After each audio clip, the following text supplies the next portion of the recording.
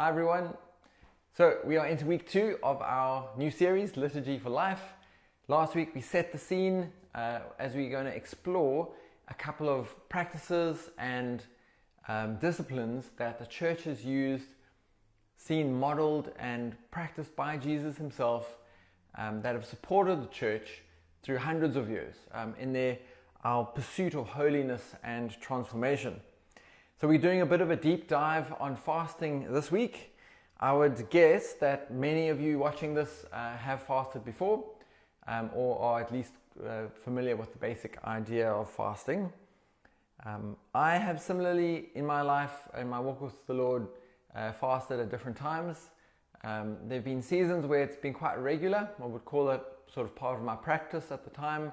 But I've also had years when I haven't fasted.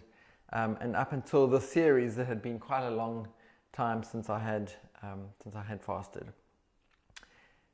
If you're like me and you like food, the thought of not eating on purpose is kind of mind-blowing in a bad way. You might be asking, well, isn't faith all about relationship? Doesn't this feel quite legalistic to deprive myself of something as part of my walk with the Lord? And so I would hope, this will raise questions.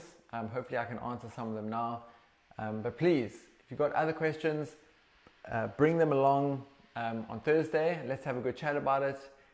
We want to make good use of these couple of weeks so that we can all emerge with a really solid, kind of crisp understanding of what we're getting at. So what is fasting? Fasting is going without food for a period of time for spiritual purposes.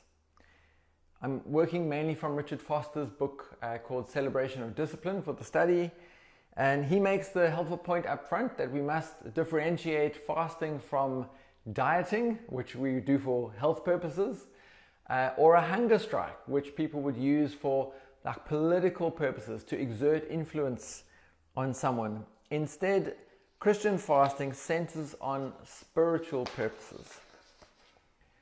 And we'll get into the why we fast soon, but I thought we could look at some scripture that guides our understanding of what sort of fasts people undertook in the Bible.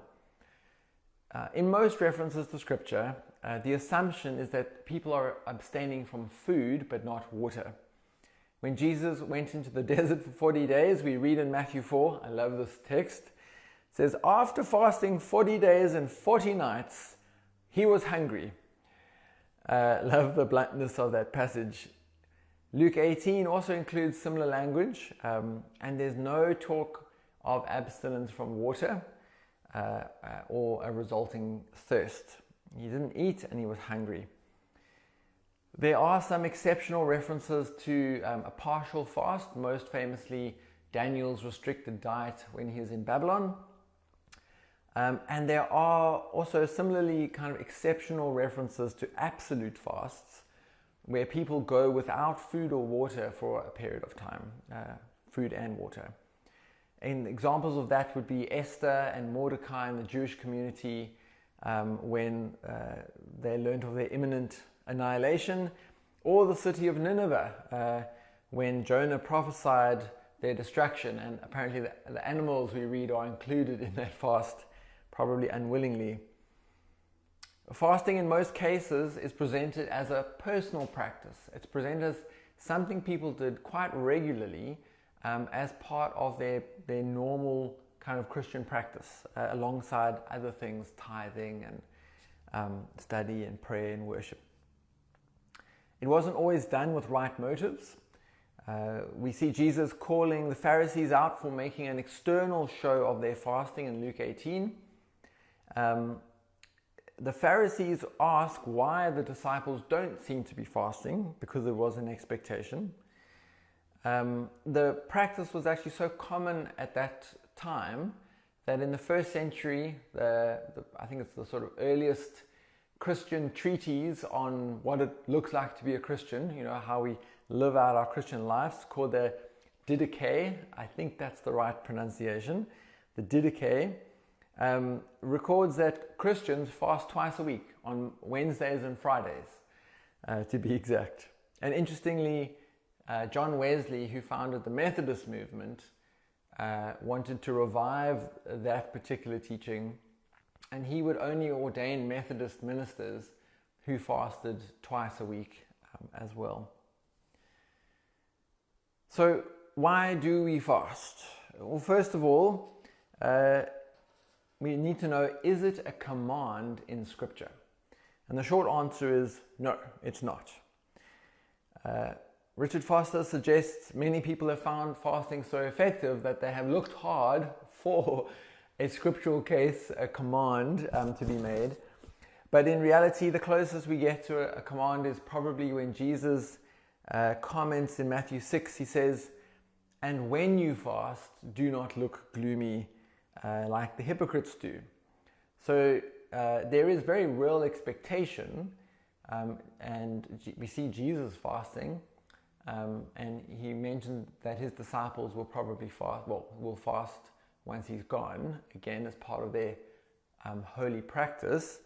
There isn't actually an instruction. It falls short of a direct command. There are a couple of ideas about fasting you might have come across. Some would suggest fasting is really just reallocating time you're going to spend eating to prayer.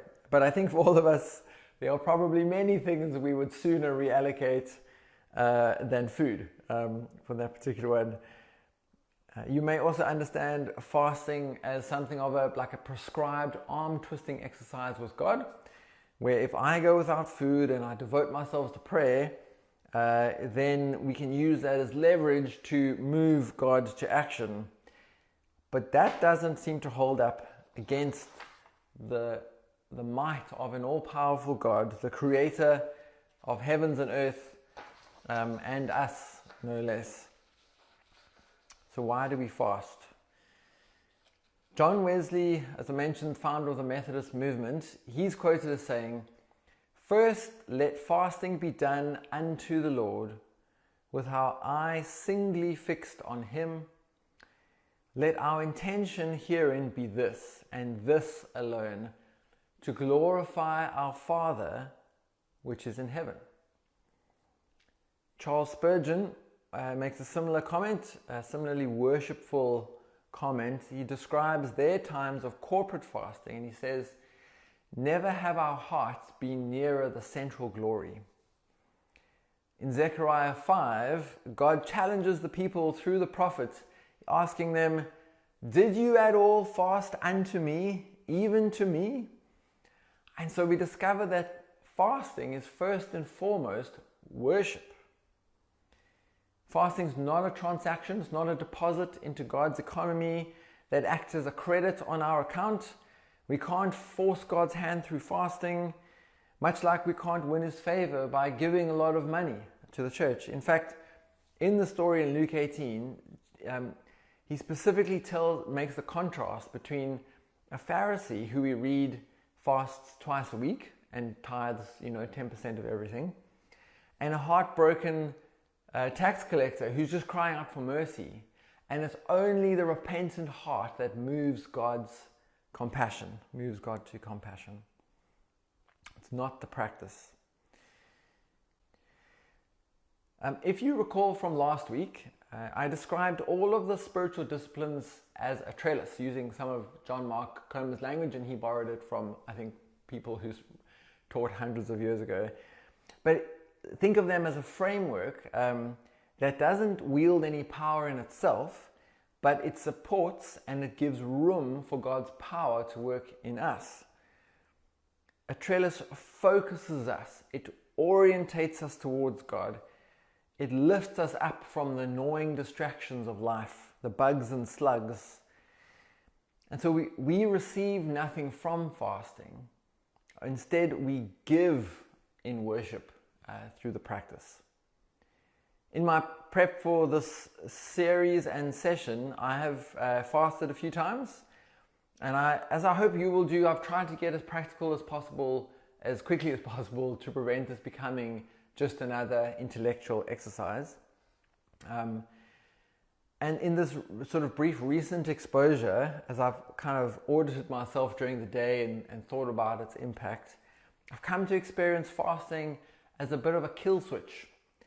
And I think that is why it's probably practiced by many people even outside of Christianity. It's not an exclusively Christian practice. And why in some ways that wide adoption helps us understand what is going on when we fast. We all know very well the battle that rages inside of us. It's a battle between the things we want to do and the things that we tend to do instead. Our flesh is at war with our spirit. We express a desire to know God and be sustained by Him, but we are inclined to seek sustenance and comfort and confidence from other things. And I think that's the issue. The Bible talks about our battle being against powers and principalities in the spiritual world, but I think some of the weapons and the lures in that battle are decidedly material. So, by way of example, we want to feel good, and so we eat and drink, or we check our latest post on Facebook to see how many likes it's got. We want to feel at peace, and so we kit out our lounge with a big TV and a comfortable couch, and we spend a lot of time in front of it. We want to feel successful, like our life has purpose, like we've got some direction, there's something going on in our lives. And so how do we do? Well, we dress a certain way, or we drive a certain car that reflects and satisfies that craving. We want to be secure, and so we labor to ensure and cocoon ourselves against risk. In John 4, Jesus' disciples think he should just chill out for a bit and have some lunch instead of continuing with his teaching. But he says, "My food is to do the will of Him who sent me." And so we tell ourselves that our biology requires a certain diet, that we're entitled to a certain living standard, to a certain allocation of luxuries, but those things are always at war with our loyalty to God and our affection for God. The material things, they are so attractive to us, and it distracts us from our worship of the Lord. And so fasting is like a kill switch for that comfort. It cuts off the most fundamental mechanism we have for making ourselves feel good. And I think that's why I believe fasting is first and foremost worship, because it's us willingly pushing aside the host of distractions in our lives and the pleasantries that we can fill our days with. We intentionally moving them aside so that we can focus ourselves on the Lord. Creature comforts that we chase for comfort and security, and push them aside. Fasting will also reveal our inner state. Are we grumpy? Maybe we've been covering up our mood with treats from the fridge. Are you spending the day thinking about other ways to feel comfortable and how you can minimize the discomfort as far as possible? Maybe we've made an idol out of comfort. Fasting will reveal how much your state of mind relies on material things, and it will help you see what the source of your peace is. To be clear, eating is not bad and is ultimately essential for life, as we all know. We know Jesus was a fan of a fish barbecue on the beach with his friends. But Paul writes, "All things are lawful for me, but I will not be enslaved by anything." That's in 1 Corinthians 6:12. And then later, I think chapter 9, he goes on to say, "No, I will strike a blow to my body and I will make it my slave, so that after I have preached to others, I myself will not be disqualified for the prize."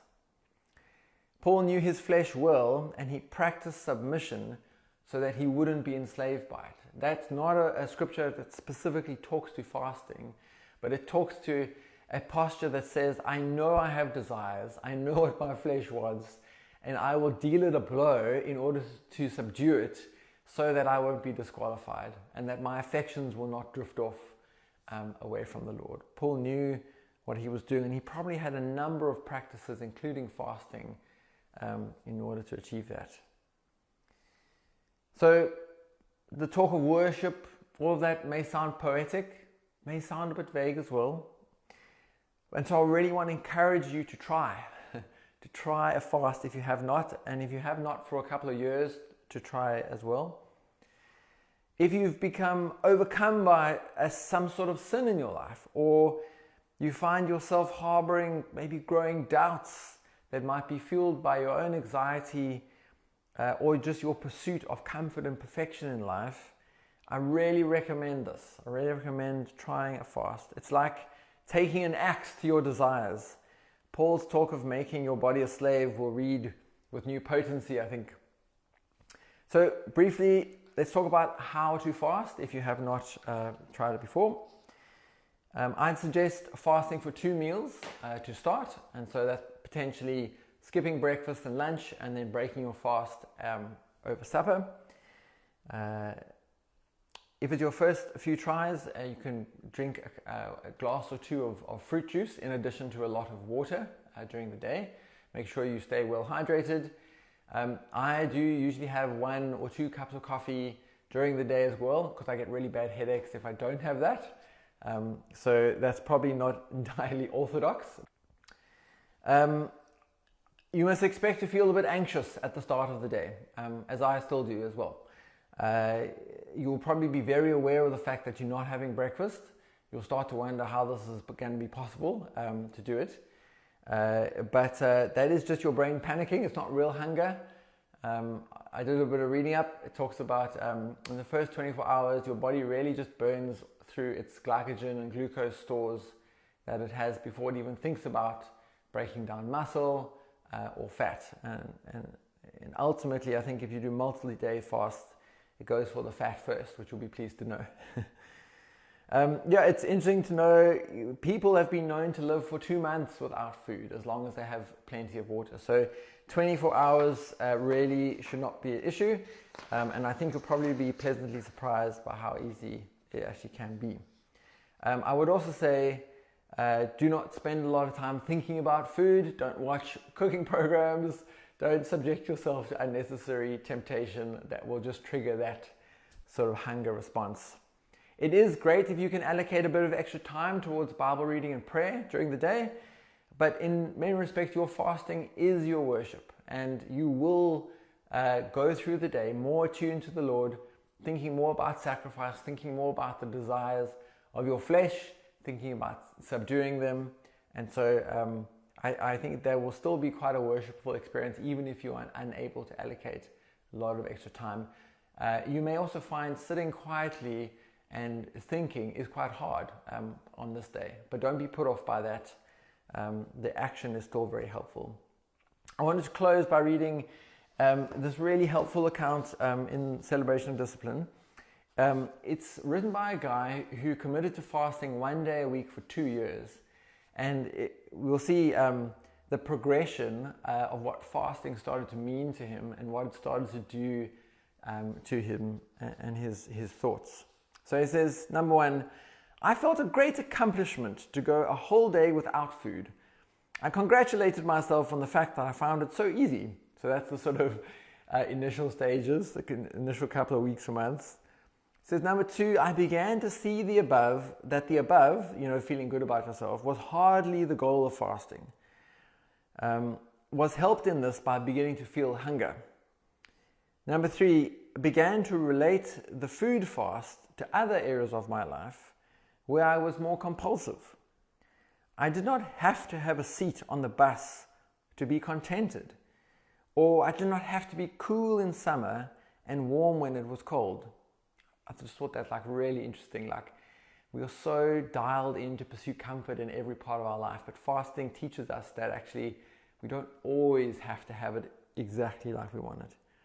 Number 4, I reflected more on Christ's suffering and the suffering of those who are hungry and have hungry babies. Starting to sort of think more outward. Number 5, 6 months after beginning the fast discipline, I began to see why a 2-year period had been suggested. The experience changes along the way.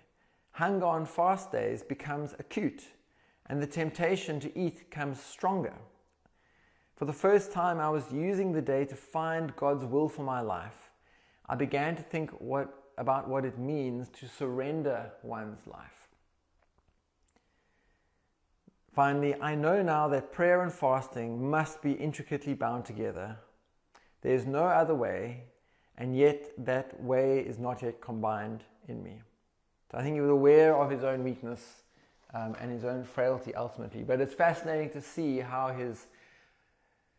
the impact of fasting progressed in his own thinking.